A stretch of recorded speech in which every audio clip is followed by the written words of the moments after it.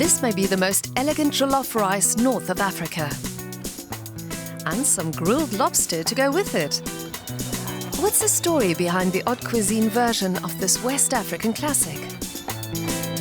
Normally jollof wouldn't be served in a handcrafted ceramic bowl like that and smoked and crispy rice and whatever. It's just, that's our interpretation of what, our childhood is, where you eat that rice and it's caught a bit of the pan, but then it's like crusty and charred and smoky. It's amazing.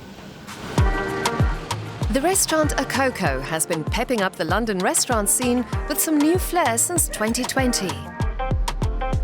West African classics at fine dining level are introducing Western palates to a new culinary world.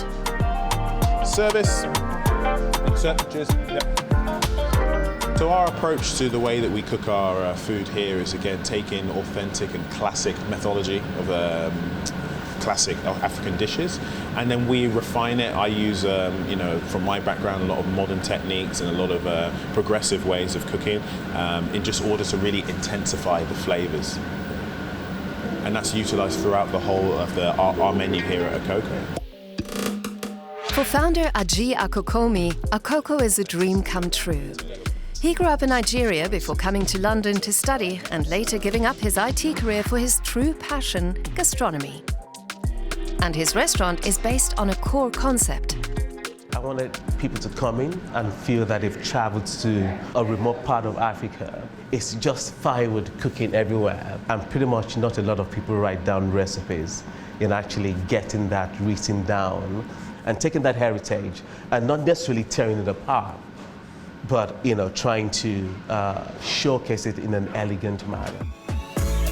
Ayo Adeymi has been the head chef at Akoko since September 2022. The 34-year-old grew up in southern England as the son of Nigerian parents and has worked in top-rate and Michelin-star restaurants worldwide. For me, my childhood memories in terms of food would definitely go back to my mother.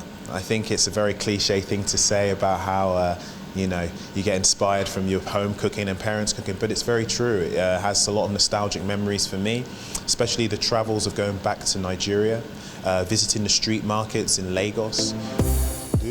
At Borough Market in London, Ayo Adeymi finds spices that are less familiar in Europe, like spicy and fruity grains of paradise. Or grains of salim, a pepper-like spice from Senegal.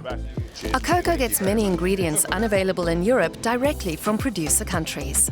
It is a bit of a struggle to kind of source those specialist spices for us that are significant to West African food. We work very closely with these guys to ensure that we get the best quality spices for starters, and secondly that these are the specific to the cuisine that we're featuring as well. The megastar of West African cuisine is jollof rice, and it takes center stage on Akoko's menu too. They then spice up the rice with atta sauce. The sauce is made of bell peppers, onions, Scotch bonnet chilies and spices. Here they spend hours concentrating it into a paste. This can either be cooked over fire in clay pot, or cooked in a pan, or even baked. So in the restaurant here, we bake ours just to ensure consistency.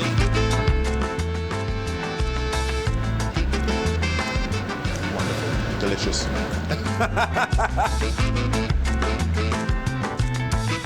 The rice is served with grilled Scottish lobster, along with a sauce and terrine made of carrots.